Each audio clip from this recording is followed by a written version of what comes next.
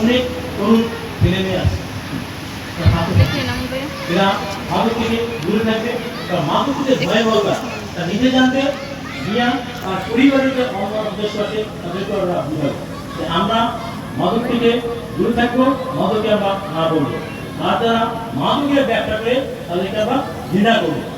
এবং আমাদের যে আমরা মাদক দিয়ে কাজ করি, কিন্তু আমরা মাদক দ্রব্য নিয়ন্ত্রণ অভিযোগ করি না। আমাদের সাথে বাংলাদেশ পুলিশ বাহিনী কাজ করে, কোস্ট গার্ড কাজ করে, বিজিবি কাজ করে, র্যাব কাজ করে।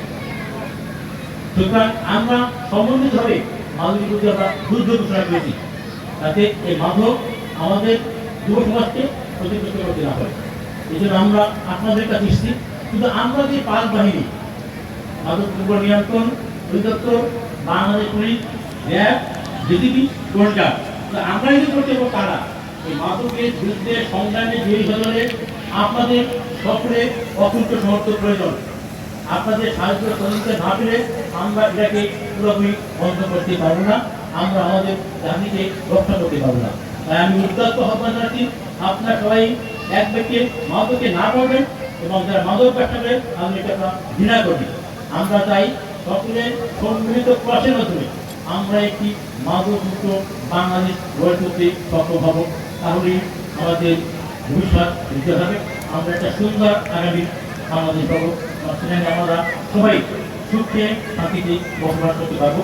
এই জন্য আপনাদের সকলের আন্তরিক সহযোগিতা কামনা করছি। এই অনুষ্ঠান যা আয়োজন করেছে আয়োজন কর্তৃপক্ষ স্বাধীন বাংলা মাদক বিরোধী কল্যাণ সোসাইটি, তাদেরকে আমি অসংখ্য ধন্যবাদ জানাচ্ছি এই সুন্দর আয়োজন করতে। আপনারা ভালো থাকবেন, সুস্থ থাকবেন। আল্লাহ হাফেজ। Thank you very much.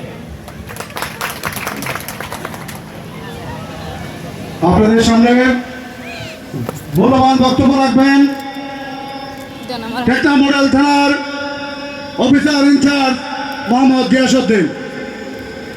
Giasuddin ভাইকে গুরুত্ব